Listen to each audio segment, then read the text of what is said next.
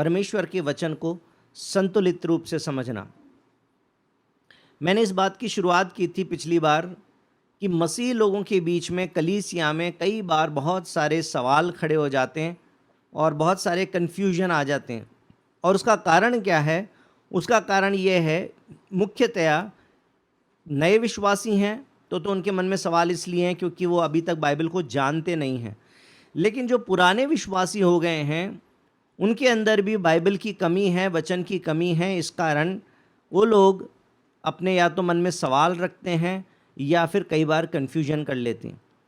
हिंदू परिवार से आकर विश्वास कर रहे, तो हमारे मन में हमारे समाज के प्रति एक प्रेम है, अपने परिजनों के प्रति एक प्रेम है। हम उनको छोड़ना तो नहीं चाहते, हम कट्टर नहीं बनना चाहते, लेकिन सामंजस्य बिठाकर चलना चाहते हैं कि हम परमेश्वर से भी समझौता ना करें, वचन से भी समझौता ना करें। इसलिए भी कन्फ्यूजन आते हैं। पवित्र आत्मा से पूछे बिना, पवित्र आत्मा से समझे बिना जब हम पढ़ते हैं, तब भी हमारे अंदर कट्टरपन आ जाता है। और इसलिए कट्टरपन के कारण हम एक वचन को अलग से पकड़ के और चलने लगते हैं, जिसके कारण कलीसिया के अंदर भी लड़ाई झगड़े और भेदभाव आ जाते हैं। इसके अलावा दो कारण और भी हैं जिनके ऊपर ज़्यादा मनन करने की आवश्यकता नहीं है, लेकिन ये समस्या मैं देखता हूँ कि हमारे बीच में आती है। कौन सी समस्या है? या तो यूट्यूब से सारा का सारा ज्ञान इकट्ठा कर लेते हैं। अब यूट्यूब के अंदर तो 1 लाख प्रचारक जो हैं वो अपने प्रचार कर रहे हैं। उन 1 लाख लोगों के अंदर से आप किसी का भी वचन जब सुनेंगे, तो वैरायटी ऑफ पीपल से जब हम सुनते हैं तो मन में कई बार सवाल आ जाते हैं, क्योंकि कोई ऐसी बात बोल रहा है, कोई वैसी बात बोल रहा है। फिर हमको समझ नहीं आता कि किसकी बात माने, क्योंकि जो वचन यूट्यूब पे सुन रहे हैं, सुनने में बुराई नहीं है, बहुत सारे अच्छे प्रचारक हैं जिनको मैं भी सुनता हूँ। लेकिन समस्या ये है कि यूट्यूब पे कोई अकाउंटेबिलिटी नहीं है। तो कहाँ पर कौन व्यक्ति सही बोल रहा है या गलत बोल रहा है, इस बात के लिए हमें पवित्र आत्मा की भरपूरी की, उस समझ की बहुत ज़्यादा ज़रूरत है। वो समझ कहाँ से आएगी? जब हम बाइबल को स्वयं पढ़ेंगे, है ना। प्रेरितों के काम, उसके अंदर एक कलीसिया का नाम मैं कई बार आपको बताता हूँ, बीरिया की कलीसिया। उसको पौलुस ने कभी चिट्ठी नहीं लिखी, क्योंकि जो बीरिया की कलीसिया के लोग थे वो परमेश्वर के वचन को दिन रात स्वयं पढ़ा करते थे। और क्योंकि परमेश्वर के वचन को स्वयं पढ़ते थे, इसलिए उनको पवित्र आत्मा सिखाते रहते थे। इसलिए पौलुस को उनको चिट्ठी नहीं लिखनी पड़ी, कुरिन्थ को लिखनी पड़ी, गलातिया की कलीसिया को लिखनी पड़ी, इफिसुस को लिखनी पड़ी। और इस प्रकार से यदि आप और मैं भी वचन पर अपना फोकस रखेंगे तो हमें शैतान भरमाने नहीं पाएगा। और बहुत सारे लोगों से कंसल्ट करना, बहुत सारे यूट्यूब के अलग अलग वीडियो देखना, उसमें ज्ञान नहीं आने वाला है। परमेश्वर के वचन को पढ़ के पवित्र आत्मा से सीखने से आत्मिक ज्ञान आने वाला है। तो इसलिए कन्फ्यूजन होते हैं। तो 3 बातों को हमने सीखना शुरू किया था। मैंने कहा था कि बाइबल को संतुलित रूप से समझना ज़रूरी है ताकि हमारे अंदर कट्टरपन ना आए। और वो 3 विषय कौन कौन से थे? एक तो read the whole council of God, यानी कि परमेश्वर के वचन को शुरू से आखिर तक पूरा समझना, ये ज़रूरी है, जिसके विषय में पिछली बार हमने बातचीत की थी। दूसरा, परमेश्वर क्या कहना चाहते हैं, परमेश्वर के नज़रिए से उस बात को समझना, जो कि आज का हमारा विषय रहेगा। और व्यवहारिक रूप से परमेश्वर के वचन को किस तरीके से पढ़ें, और उसके अगले हफ्तों में कुछ एक किताबों के ऊपर हम ध्यान करेंगे ताकि आप समझ पाएंगे कि हम किस प्रकार से बाइबल को पढ़ सकते हैं, हमें बाइबल को पढ़ना चाहिए। मैं आपको बता दूं कि परमेश्वर के वचन को कोई भी व्यक्ति तब तक नहीं समझ सकता जब तक कि वो पवित्र आत्मा पर निर्भर ना करे। ईश्वर के बारे में बहुत लोग जानते हैं और अपने अपने नज़रिए से ईश्वर को मानते हैं, लेकिन अगर अपने अपने नज़रिए से ईश्वर को देखेंगे तो वो ईश्वर समझ में नहीं आएगा।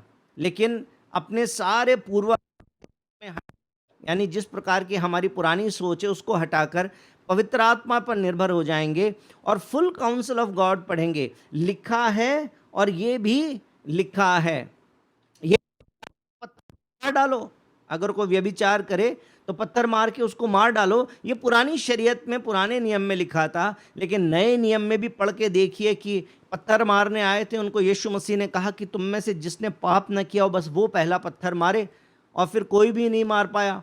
और सब चले गए, तो यीशु ने कहा कि मैं भी तुझ पर दंड की आज्ञा नहीं देता, जा अब आगे से पाप मत करना। जहाँ पर तुरंत न्याय भी हो रहा था, उसी समय पर इस बात का भी ध्यान रखिए कि परमेश्वर क्षमा करने वाला परमेश्वर भी है। हमें परमेश्वर के पूरे वचन को समझने की ज़रूरत है। दूसरी बात क्या कि चैप्टर वाइज पढ़ना ये नए विश्वासियों के लिए तो ठीक है, लेकिन जैसे जैसे हम पुराने विश्वासी हो गए उसको विचारों के साथ पढ़ना चाहिए। यानी कि एक विचार जितने में कंप्लीट हो, चाहे वो आधे अध्याय तो 4 अध्याय तक चलता रहे, उस पूरे हिस्से को एक साथ पढ़ने से हमें पूरी बात समझ में आ जाती है। यदि मैं एपिसोड में बातें करूंगा तो आपको बात नहीं समझ में आएगी। मैं एकदम से बीच में बात शुरू कर दूं तब भी आपको बात समझ में नहीं आएगी, क्योंकि हो सकता है कि आप भूल गए हो कि पिछले हफ्ते हमने क्या मनन किया था। इसलिए मैं शुरुआत करने से पहले आपको बताता हूं कि पहले हमने क्या मनन किया था, और उसके आगे मैं आपको लेके चलता हूं, ताकि आपकी दृष्टि में, आपके दिमाग में एक पूरी पिक्चर बनी रहे। उसी प्रकार से यदि आप आज आधा चैप्टर या एक चैप्टर पढ़ गए और उसके बाद में आप भूल गए क्या पढ़ा था, फिर आपने अगले दिन सेकंड चैप्टर पढ़ा, फिर आपने थर्ड चैप्टर पढ़ा, तो ये तो आप भूलते गए कि परमेश्वर का वचन कहना क्या चाह रहा था, लेकिन टुकड़ों टुकड़ों में उसको बांट दिया, तो आपको परमेश्वर का वचन ठीक से समझ में नहीं आएगा। इसलिए वो जो एक एक चैप्टर पढ़ने की आदत थी हमारी, वो नए विश्वासियों के लिए है, लेकिन हम जो पुराने विश्वासी हैं उनको परमेश्वर के वचन, परमेश्वर अपनी इच्छा कितनी बातों में प्रकट कर रहे हैं, अगर उसके लिए 10 अध्याय लगते हैं तो पूरे 10 अध्याय भी एक साथ पढ़िए, ताकि परमेश्वर की बात आपको समझ में आ जाए। तो बाइबल को कैसे पढ़ना ये तो हम अगली बार डिस्कस करेंगे, लेकिन आज हम लोग इस बात पर मनन करना चाहते हैं कि परमेश्वर के वचन को परमेश्वर के परिप्रेक्ष्य से समझना, परमेश्वर के नजरिए से, परमेश्वर के परिप्रेक्ष्य से हम इस बात को समझें। हम ज्ञान इकट्ठा करने के लिए बाइबल को नहीं पढ़ते, बल्कि इसलिए पढ़ते हैं ताकि हम परमेश्वर को जान सकें, और जितनी बातें हम परमेश्वर की जानते चले जाते हैं उन सब में हम परमेश्वर के वचन की आज्ञाकारिता में भी आ जाएं। सिर्फ इसलिए कि हमें जानकारी हो जाए, कि हमें याद हो जाए, और फिर जब कोई हमारे सामने एक वचन बोले तो हम उसको 2 वचन बोल के सुनाएं। इसलिए यदि बाइबल पढ़ रहे हैं ताकि नॉलेज इकट्ठी हो जाए, तो मामला गड़बड़ है। बाइबल को इसलिए नहीं पढ़ना है क्योंकि हम सिर्फ ज्ञान इकट्ठा करना चाहते हैं, ताकि हम सुपीरियर बन जाएं, ताकि हम दूसरों से अच्छे विश्वासी नजर आएं, ताकि कोई हमको देखे तो बोले यार इसको तो बहुत वचन याद है। प्रभु का धन्यवाद हो ऐसे लोगों के लिए जो परमेश्वर के वचन को याद करते हैं। याद करने में बुराई नहीं है, लेकिन सुपीरियोरिटी कॉम्प्लेक्स के लिए, अपने आप को दूसरों से बेहतर समझने के लिए यदि हम ऐसा करते हैं तो वो गलत तरीका है। दूसरी बात, हम लोग कई बार प्रचार करने के लिए बाइबल को पढ़ते हैं। बाइबल इसलिए नहीं पढ़ते कि हम परमेश्वर को जानना चाहते हैं, बल्कि जब पुराने विश्वासी हो जाते हैं और ख़ास तौर पे जो लोग लोगों के बीच में बोलना शुरू कर दे, तो उस समय पर कई बार हमारी ये बन जाती है कि जब जब परमेश्वर के वचन को लोगों के बीच में बोलना है तब हम बाइबल पढ़ते हैं, और या फिर जितनी बार बाइबल पढ़ते हैं उसमें से यही नोट करते रहते हैं कि अगली बार प्रचार करूंगा तो मैं ये वाली बात बोलूंगा, ये अच्छा मैसेज मिल रहा है इसके अंदर, इसको लिख लो। दूसरों को प्रचार करने के लिए बाइबल पढ़ रहे हैं, परंतु इसलिए नहीं पढ़ रहे कि ये मेरी आत्मा की रोटी है, तो फिर मामला गड़बड़ है। हमें परमेश्वर का वचन इसलिए पढ़ना है ताकि हम परमेश्वर को जान सकें, ताकि हम परमेश्वर के बारे में और अच्छा जान सकें। हम जो प्रभु के लोग हैं, हम आगे पीछे क्यों हैं विश्वास में? कोई तो बहुत प्रभु में आगे बढ़ गया, बहुत मजबूत हो गया, अपना मुंह भी खोलने लगा, दूसरों को भी बताने लगा, परंतु कोई ऐसा है कि जो हमेशा चाहता है कि बस कोई मेरे लिए आके प्रार्थना कर दे, अपना मुंह नहीं खोलना चाहता। लोगों के सामने उसको यीशु मसीह के नाम से शर्म आती है। लोगों को बताएंगे तो लोग क्या सोचेंगे, लोग क्या बोलेंगे, परिवार वाले क्या बोलेंगे, जमीन जायदाद से निकाल देंगे, कितनी प्रकार के डर लगने लग जाते हैं। लेकिन हम जो प्रभु से प्रेम करते हैं ये आगे पीछे क्यों हैं? क्योंकि हम परमेश्वर के बारे में कम जानते हैं। जो कम जानता है वो उसके साथ में दूरी बना के रखता है। बीते दिनों में मेरे पास में एक कॉल आई, तो मैंने उनसे बोला हेलो, तो बोलते हैं आपसे थोड़ी सी बात करनी थी, मैं फला फला व्यक्ति बोल रहा हूँ, उसने रिश्तेदारी निकाल के बताया कि मैं उनके थ्रू आपसे बात कर रहा हूँ, वहाँ से आपका नंबर मिला। मैंने कहा हाँ बोलिए। बोलते मैं प्रभु की शरण में आना चाहता हूँ। तो मैंने कहा बहुत अच्छी बात है, ये तो प्रभु तो सबके लिए द्वार खुला है प्रभु की शरण का। तो मैंने कहा बताइए मैं क्या मदद कर सकता हूँ। बोलते मेरे को आपसे डर लगता है। मैंने कहा कि मैंने आपसे कभी मिला नहीं, मैं आपसे मतलब आप मुझसे क्यों डरते हैं। बोलते आप बड़े आदमी ना, इसलिए मैं आपसे बात करने में संकोच कर रहा था। मैंने कहा मैं तो 5 फुट 4 इंच का ही हूँ, मैं तो छोटा सा ही हूँ, ज्यादा बड़ा भी नहीं हूं मैं, मुझसे बात करने में किस प्रकार का डर आपको लग रहा था। बोलते नहीं आप बड़े घर में रहते हो, आप बड़ी गाड़ी में रहते हो, बड़ी गाड़ी में चलते हो, तो इसलिए मुझे लगा क्या पता आप घमंडी आदमी होएगे, क्या पता आप बात करोगे कि नहीं करोगे, क्योंकि मैं तो गरीब आदमी हूँ। मैंने कहा भाई साहब आप मुझे जानते नहीं है, इसलिए आपके मन में ये विचार आ गए। आपका हर समय स्वागत है, मैं हमेशा आपसे बात करने के लिए अवेलेबल हूँ, क्योंकि मैं बड़ा आदमी नहीं हूँ। मेरे भाई और बहनों, उनके मन में ये विचार इसलिए थे क्योंकि वो मेरे बारे में कम जानते हैं, क्योंकि उनका मेरे साथ में व्यक्तिगत संबंध नहीं है, क्योंकि वो मेरे साथ में उठते बैठते नहीं हैं। जितने मेरे भाई बहन विश्वासी मेरे साथ उठते बैठते हैं वो जानते हैं, बच्चे भी जानते हैं कि अंकल के साथ में तो एकदम फ्लेक्सिबिलिटी है, कभी भी कोई भी सवाल कर सकते हैं, पूछ सकते हैं, टोक सकते हैं, मजाक कर सकते हैं। कभी कभी बच्चे मजाक कर लेते फिर बाद में बोलते हैं सॉरी अंकल, तो मैं बोलता हूँ सॉरी की क्या बात है, मजाक करने में कोई दिक्कत नहीं है ना, मजाक कर सकते हैं। जो मुझे जानते हैं वो जानते हैं कि मैं इजीली एक्सेसिबल हूं, कभी भी किसी भी टाइम मुझसे फोन पे बात की जा सकती है, कोई संकोच की बात नहीं है। परंतु जो मुझसे प्रेम करते हैं, जो मेरी नजदीकी में हैं, जो मेरे साथ में जुड़ गए हैं, वो इस बात को जानते हैं। परंतु जो नहीं जानते, वो जो दूर दूर से देखते हैं, वो सोचते हैं घमंडी आदमी है, ये तो बात नहीं करेगा, ये तो बड़ी गाड़ी में चलता है, ये तो पता नहीं कितने लाख रुपए कमाता है, ये हमसे क्यों बात करेगा, क्योंकि वो हमें नहीं जानते। उसी प्रकार से परमेश्वर को जब तक हम व्यक्तिगत रिश्ता नहीं बनाते, जब तक हम परमेश्वर के नज़दीक नहीं जाते, जब तक हम उसके साथ में संगति नहीं करते, तब तक हम परमेश्वर के बारे में बहुत कम जानते हैं। और जब तक हम परमेश्वर के बारे में कम जानते हैं, तब तक हम उसकी नज़दीकी का एहसास नहीं कर पाते, हम उसके प्रेम को समझ नहीं पाते, और हम दूसरों पर निर्भर करते हैं कि ब्रिजेश भाई बताएंगे वचन से तो हमें पता चलेगा प्रभु कैसा है, पास्टर साहब बताएंगे, यूट्यूब पे देखेंगे। लेकिन मैं आपको बता दूं कि बाइबल को यदि आप इसलिए पढ़ना चाहते हैं कि मैं अपने परमेश्वर को और अच्छे से जानना चाहता हूं, मैं अपने परमेश्वर के और नज़दीक आना चाहता हूं, तो मैं आपको बताना चाहता हूं कि परमेश्वर का वचन आपसे बातें करेगा। बीते दिनों में यदि आपने एक वीडियो मैंने बना के डाला था, उसको आपने देखा होगा, तो मैंने उसमें एक बात बोली थी कि 1900 मेरे ख्याल से 80 के से लेकर और सन 2000 तक में जितने भी लोग पैदा हुए होंगे, उन लोगों के सामने अगर किसी जगह पे ये लिखा हो रिश्ते में हम तुम्हारे बाप लगते हैं, तो ऑटोमेटिकली दिमाग में बैकग्राउंड में चलेगा रिश्ते में तो हम तुम्हारे बाप लगते हैं। कौन आता है? अमिताभ बच्चन आ जाता है दिमाग में। दिमाग में वो आ जाता है, वो जो काले कपड़े पहन के एक हाथ में रस्सी लेके, और अमिताभ बच्चन खड़ा, थोड़े बाल यहाँ पर आ रहे और बोल रहा है रिश्ते में तो हम तुम्हारे बाप लगते हैं, नाम है शहंशाह। सही है ना? मैं फिल्मों की बात करता हूं तो कई बार लोग सोचते हैं कैसे पास्टर साहब है फिल्मों की बात कर रहे हैं। एग्जाम्पल दे रहा हूं मैं आपको कि पुरानी पुरानी फिल्मों को जब आप पढ़ते देखते थे तो उसमें कभी कभी कोई चिट्ठी लिख के जाता था। जब किसी की चिट्ठी आती थी तो चिट्ठी पढ़ते पढ़ते उसकी तस्वीर उसके अंदर आने लग जाती थी, और उसी की आवाज में वो तस्वीर को चिट्ठी पढ़ने लग जाते थे। मैं क्यों बोल रहा हूं?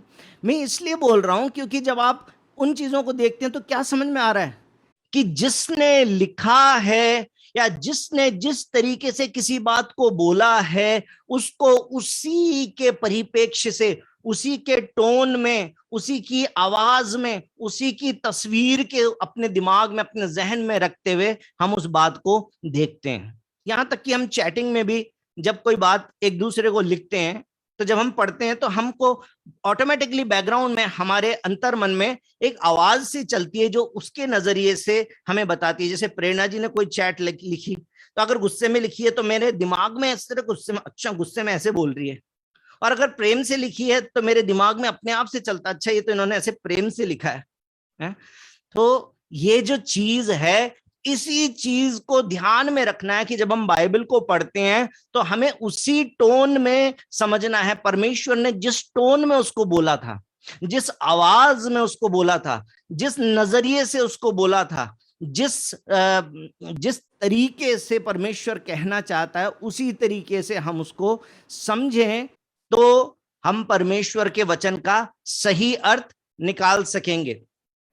तो कहने का मतलब यह है कि आप परमेश्वर के नजरिए को जाने बिना उसका अर्थ निकालेंगे तो अपने मन की इच्छा से कोई भी अर्थ निकाल सकते हैं। जैसे मैंने आपको बताया था कि जो किताब मैंने लिखी, उस किताब को या तो आप अपनी इच्छा से समझने की कोशिश करें या किसी दूसरे से समझने की कोशिश करें जिसने मेरी किताब को पढ़ा है, तो दोनों ही सूरत में आपके पास में उस वचन का सही अर्थ नहीं पहुंचेगा। लेकिन यदि मैंने लिखी है और मुझसे बात करेंगे तो आपको मेरा दिल से उसका अर्थ क्या था वो समझ में आ जाएगा कि मैंने लिखते समय वो बात क्यों लिखी थी।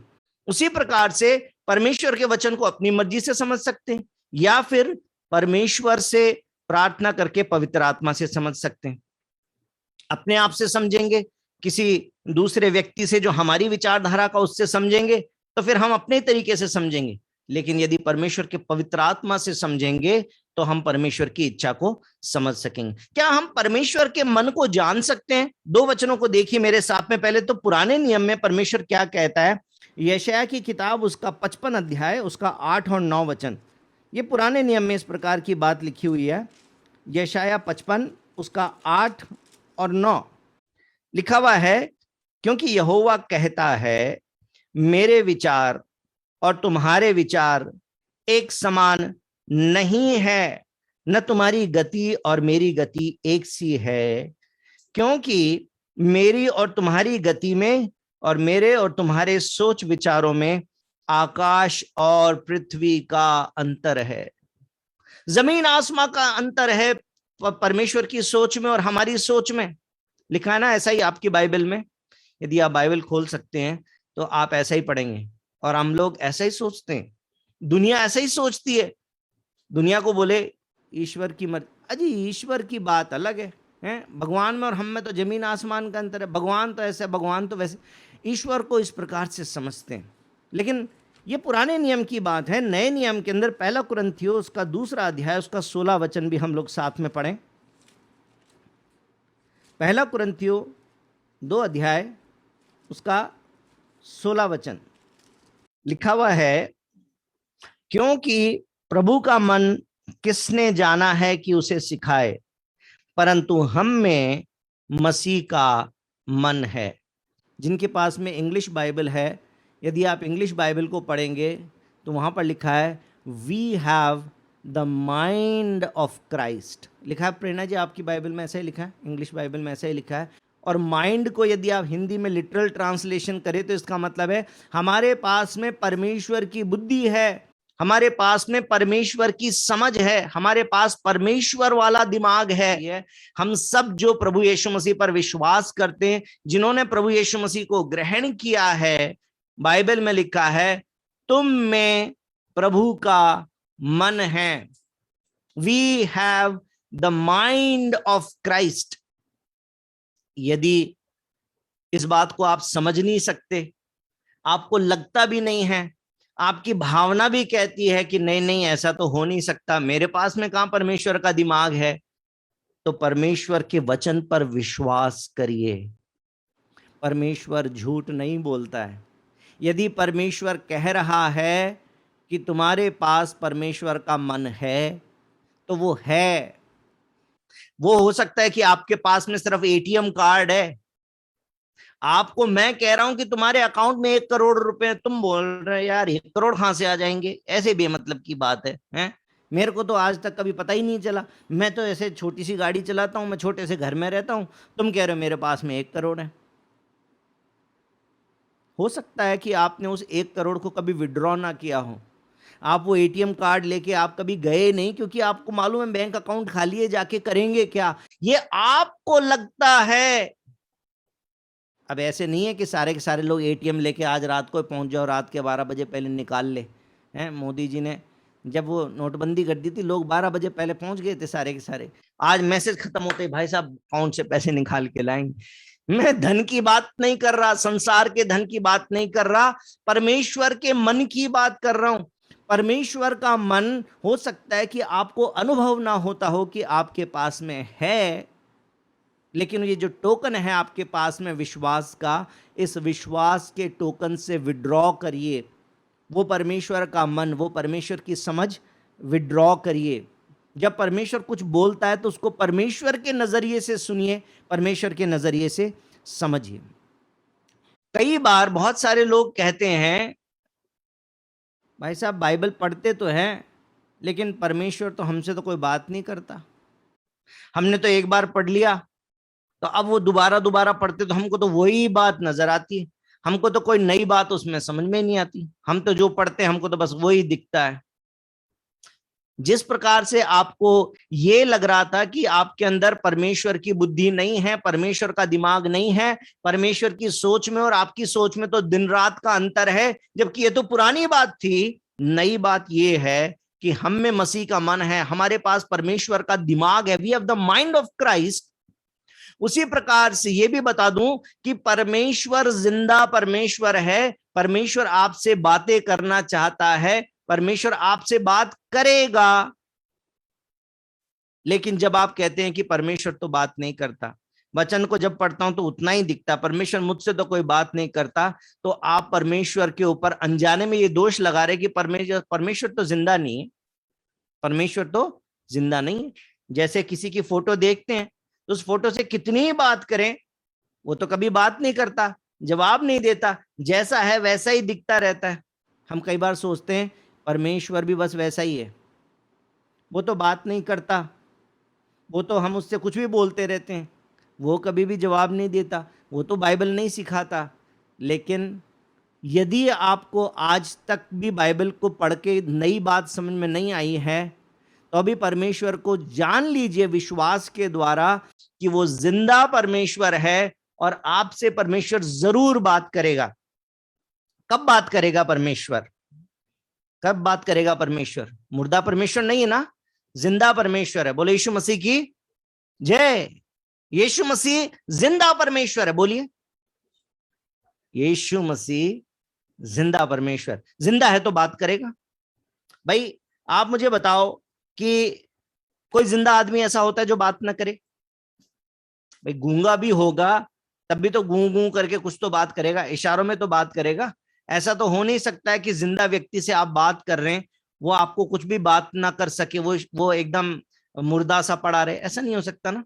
उसी प्रकार से परमेश्वर जिंदा परमेश्वर है। जब आप उससे बात करने की कोशिश करेंगे तो शुरू में कम सुनाई देगा, कम बात पता चलेगी, लेकिन धीरे धीरे आपको उसकी बातें समझ में आने लग जाएंगी। उत्पत्ति की किताब 18 अध्याय उसका 17 वचन। तब यहोवा ने कहा, यह जो मैं करता हूं क्या उसे अब्राहम से छिपा रखूं?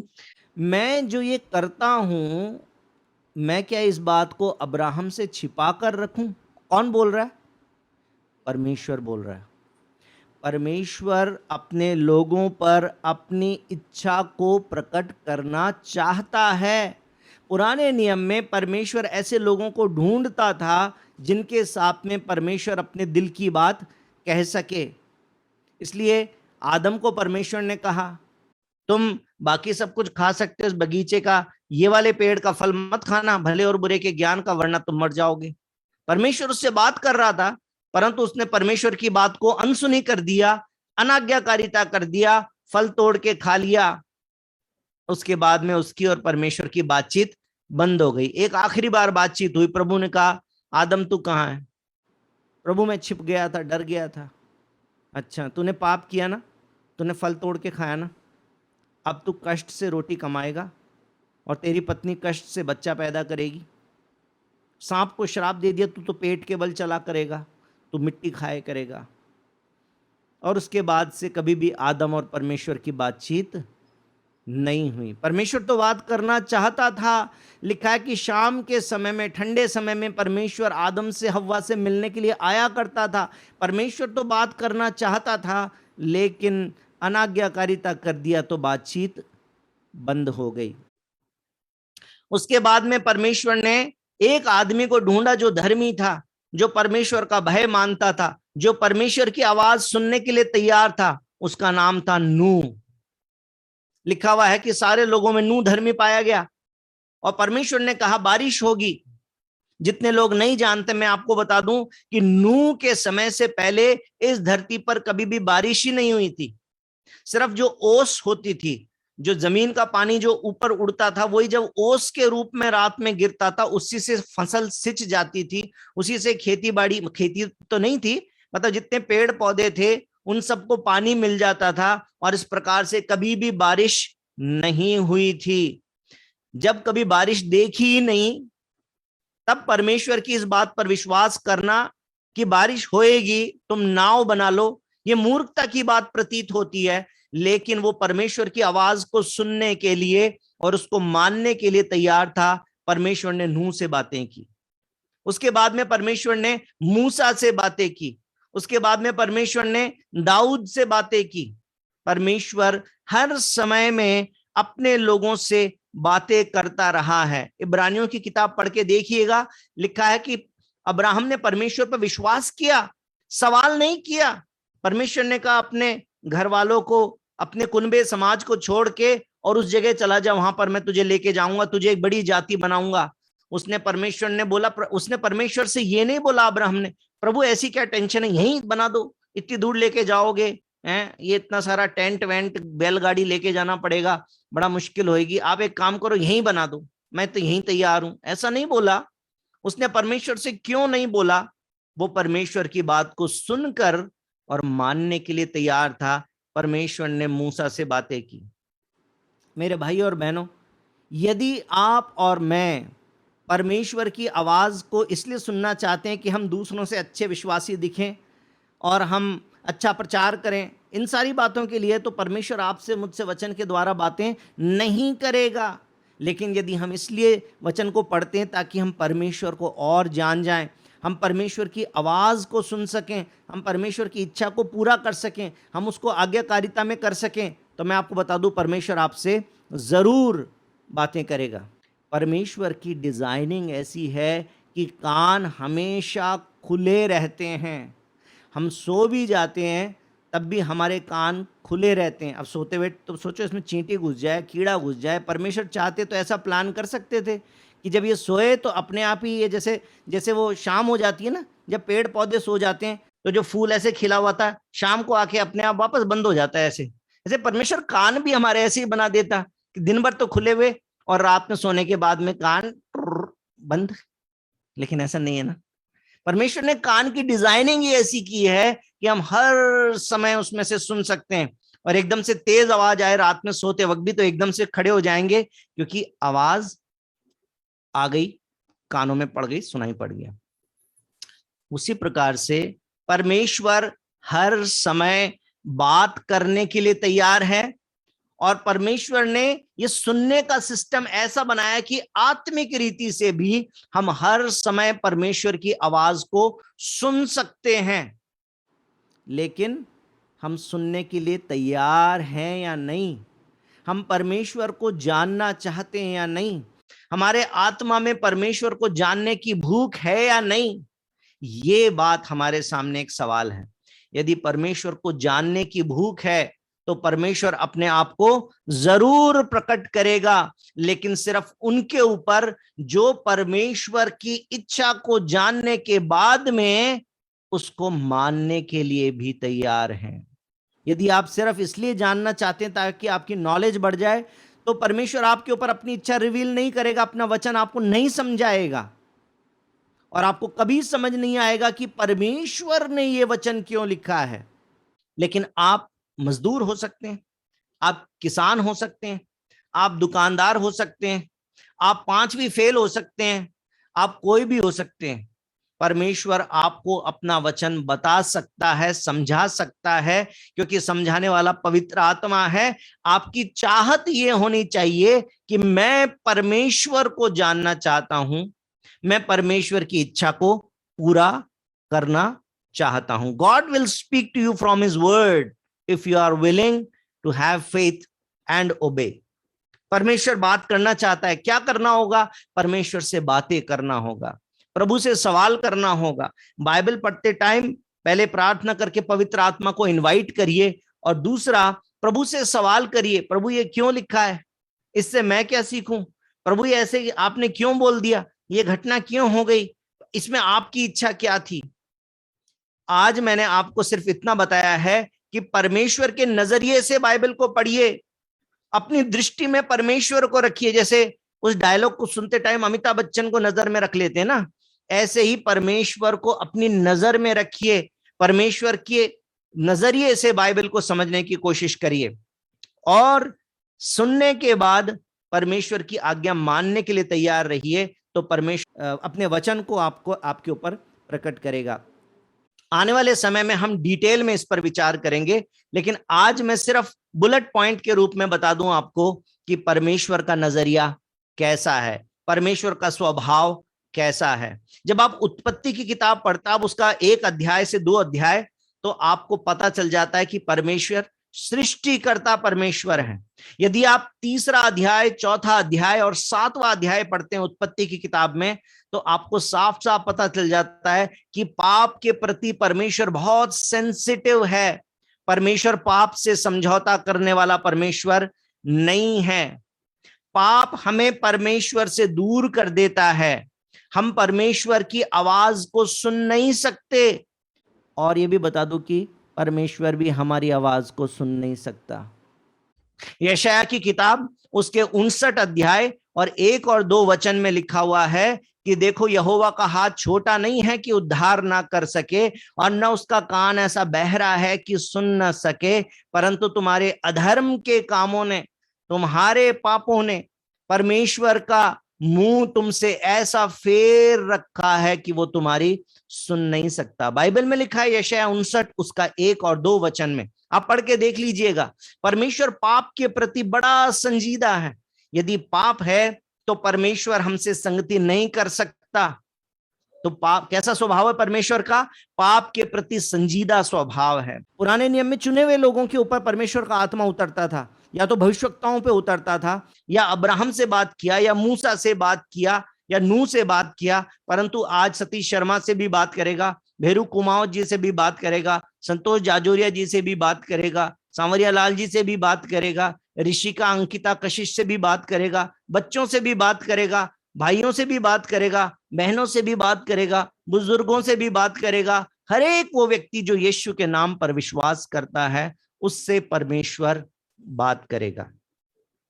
उसके बाद में परमेश्वर अपने आप को प्रकट करना चाहता है। परमेश्वर का स्वभाव है, परमेश्वर का पर्सपेक्टिव है। आप नंबर्स की किताब पढ़िए, गिनती, आप व्यवस्था विवरण पढ़िए, आप लेव व्यवस्था पढ़िए। परमेश्वर अपने आप को प्रकट करना चाहता है कि तुम ऐसे करो, तुम ऐसे करो। परमेश्वर गाइड करना चाहता है, परमेश्वर हमारी लाइफ में इन्वॉल्व होना चाहता है, परमेश्वर प्रतिदिन आपके और मेरे साथ रहना चाहता है, प्रभु हमें सही गलत का भेद कराना चाहता है। ऐसा परमेश्वर है। आमीन। परमेश्वर अपने लोगों के संग संग चलता था, ऐसा परमेश्वर है। और धार्मिकता में हम उसके संग संग चलें, हमें अपने संग लेके चलने वाला परमेश्वर है। ये उसका स्वभाव है। प्रेम उसका स्वभाव है। बाइबल में लिखा है कि परमेश्वर प्रेम है। पुराने नियम से लेकर और नए नियम तक परमेश्वर का एक स्वभाव प्रकट होता है कि परमेश्वर पवित्र परमेश्वर है। परमेश्वर पाप से समझौता नहीं करता, परमेश्वर पवित्र परमेश्वर है। परंतु साथ ही साथ में यह भी बात है कि परमेश्वर प्रेम करने वाला परमेश्वर है।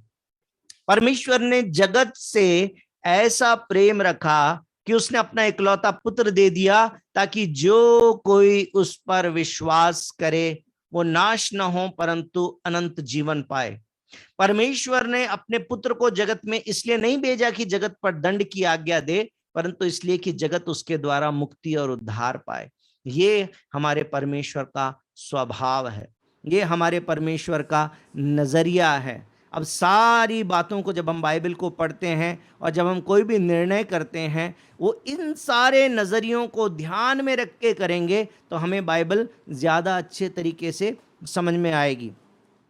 परमेश्वर के मन को समझना, understanding God's mind and the mind of his chosen servants is critical to understand God's will. परमेश्वर की इच्छा को समझने के लिए परमेश्वर का नजरिया और किस नजरिए से, किस प्रेरणा से परमेश्वर के लोगों ने वचन को लिखा, इस बात को समझना जरूरी है ताकि हम परमेश्वर की इच्छा को उसके वचन से समझ सकें।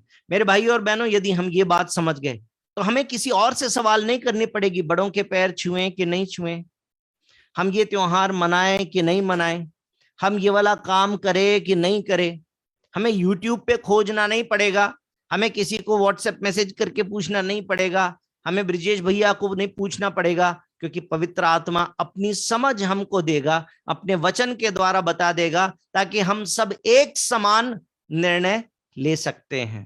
फाउंडेशन ऑफ आवर फेथ, हमारे विश्वास की नींव, हमारे आत्मिक जीवन की नींव ये नहीं है कि कलीसिया में क्या होता है, कलीसिया में पद्धति कौन सी चलती है, चर्च में क्या सोचा जाता है, चर्च के लोग क्या करते हैं, ये नहीं है। मनुष्य का स्वभाव कैसा है, मनुष्य की भावना कैसी है, ये नहीं है। हमारे प्रभु के पीछे चलने का, हमारे विश्वास का आधार है परमेश्वर का वचन। सुनी सुनाई बातें नहीं है, किसी ने कह दिया वचन में लिखा है, ऐसा लिखा है, प्रभु तो ऐसा चाहता है, परमेश्वर तो ऐसा है और हम मान ले, नहीं। वचन को खोल के देखिए, परमेश्वर के स्वभाव को पहले जानिए, उसके बाद परमेश्वर के वचन को खोल कर देखिए। आपको जब कोई बताए कि देखो ऐसा लिखा है, तो जब आप बाइबल को पूरा पढ़ते तो आपको मालूम चलेगा कि यहाँ पर ऐसा भी लिखा है और परमेश्वर का स्वभाव तो ऐसा है, इसलिए आप फिल्टर कर सकते हैं कि ये व्यक्ति जो कह रहा है ये सही कह रहा है कि नहीं कह रहा है। इस परिस्थिति में मैं ऐसा निर्णय लूं या ना लूं, परमेश्वर आपकी और मेरी सहायता करेगा। आज पास्टर अंकल ने सुबह बड़ी खूबसूरत बात बोली थी, वो बता के मैं बंद करता हूं, कि उन्होंने कहा कि अगर 5 मंजिला इमारत बना दी और ऊपर की मंजिल में इमारत में दरार आ गई है, तो उसका कारण ये नहीं है कि ऊपर गड़बड़ी है, गड़बड़ी उसकी नींव में है, उसकी फाउंडेशन में। जब नींव कमजोर है, बिल्डिंग हिल रही है, तो ऊपर दरार आ गई। उसी प्रकार से आत्मिक जीवन में दरार यदि नजर आती है, आत्मिक जीवन में गड़बड़ी है, तो इसलिए नहीं है क्योंकि हमारे आत्मिक जीवन के ऊपरी बातों में, बाहरी बातों में कुछ गड़बड़ी है, बल्कि उसका कारण यह है कि हमारी जो बुनियादी शिक्षा है, हमारी जो बुनियाद है, उसमें गड़बड़ी है। यदि हमारी बुनियाद परमेश्वर का वचन है, ठोस परमेश्वर का वचन, तो मैं आपको बता दूं, कोई हमको धोखा नहीं दे सकता, कोई हमको बरगला नहीं सकता, कोई हमें इधर उधर नहीं कर सकता। हम परमेश्वर के साथ में स्थिर रह सकते हैं। परमेश्वर के नज़रिए से बाइबल को पढ़िए, परमेश्वर के वचन को शुरू से आखिर तक पूरा पढ़िए। लिखा है और ये भी लिखा है, और जब हम परमेश्वर के स्वभाव को, उसके चरित्र को जानते हैं, जब हम उसको नज़दीकी से समझते हैं, तो हमें इस बात में दिक्कत नहीं होगी कि हम परमेश्वर की इच्छा को दिन प्रतिदिन की परिस्थितियों में भी समझ सकें और एक अच्छा निर्णय लेके आत्मिक जीवन जी सकें। आमीन। बोले यीशु मसीह की जय। प्रभु आप सबको बहुत आशीष दे।